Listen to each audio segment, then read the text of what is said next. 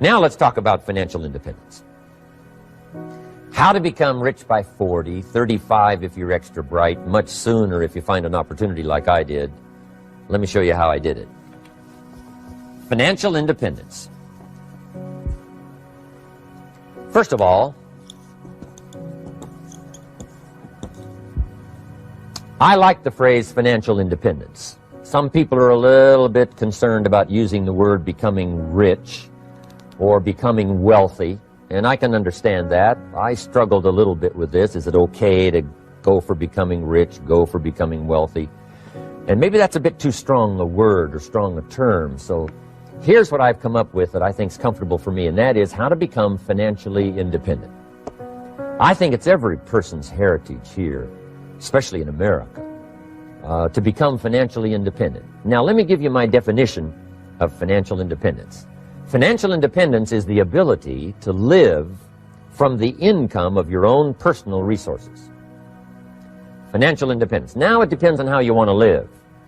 If you need $2,000, $3,000 a month, if you need $4,000 or $5,000 a month, if you need $10,000 a month, some people may need, $100,000 a month. But whatever you would need to live, and you could earn that living from the income of your own personal resources, that's what I call financial freedom, financial independence. And let me show you how to acquire it. If you start at age 15, between ages 15 and 35 is 20 years. And in my personal opinion, based on my own studies and my own experience, 20 years, in my opinion, is enough time to become financially independent. If you're not, you don't live in the wrong country. Probably what's happened is you have the wrong plan. And it's easy to be a nice person with the wrong plan. I found that when I was 25 years old. I was broke at age 25, and I was a nice guy. You would have liked me. But I'm telling you, my plans up until then, especially my financial plan, left me broke. I totally changed it the next 6 years, and I became financially independent. So I know what I'm talking about.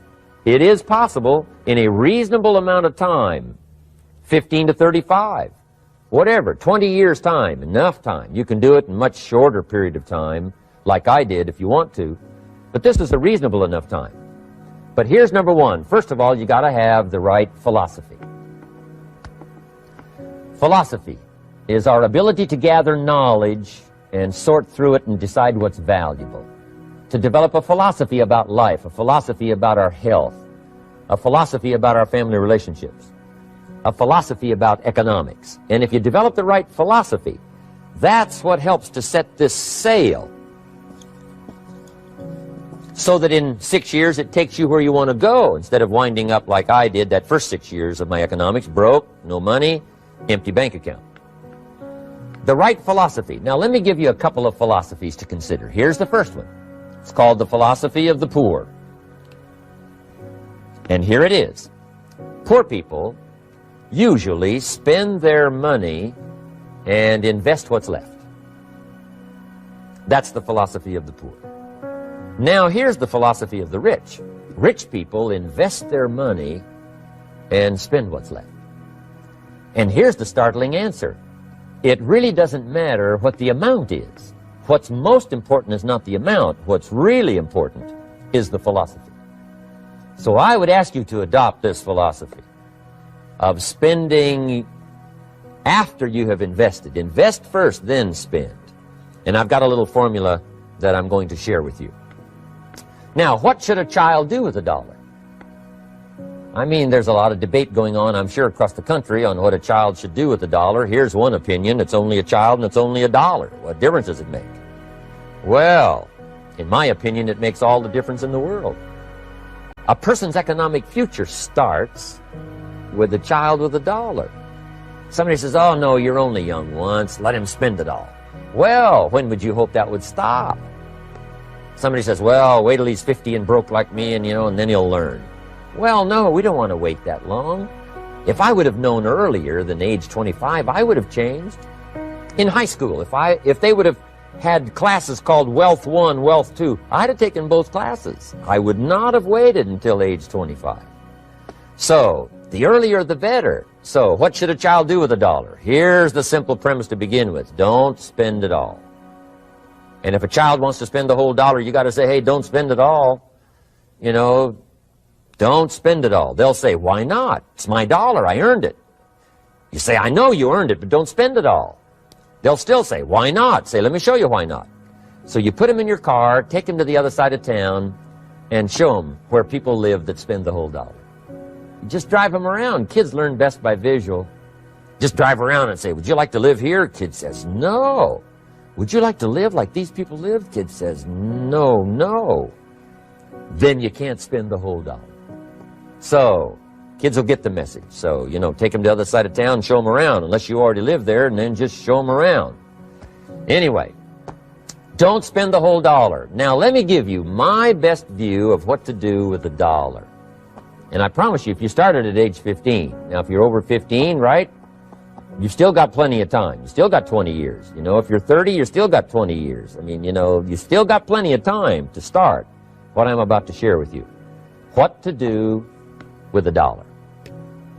Here's my first bit of advice. Never spend more than 70 cents. Never spend more than 70 cents. Now, you got to pick some number, and the number you pick is going to be determined by your philosophy. It's going to be determined by what you've been taught or your experience teaching yourself. When I first met my teacher, Mr. Schoaf, I was at about 110% of each dollar. You know, I'm down at Budget Finance, hawking my furniture in my car one more time. And then I learned a whole better formula for financial independence. Number one, don't spend more than 70 cents. Now, kids say to me, well, okay, what do I do with the other 30 cents? And here's what I teach them. 10 cents for charity. Charity or church, or helping people that can't help themselves. 10 cents to support worthy projects. Projects that you feel good about. 10 cents out of every dollar. It's called being generous with part of what you've taken out of society. Now, in my opinion, nothing teaches us character better than generosity. No class, no teacher, no book teaches character better than generosity. And the best time to start is when the amounts are small. And I know if kids learn these lessons well, they'll give a dime out of a dollar, help people that can't help themselves, support worthy projects. Or if you belong to a church, they teach tithe, piece of. That's very important. Now, because when the amounts get larger, sometimes it's a little more difficult. You know, giving 100,000 out of a million, someone says, oh, if I had a million, I'd give 100,000. I'm not sure. That's a lot of money. So the time to start is when the amounts are small. 10 cents out of the dollar. Okay.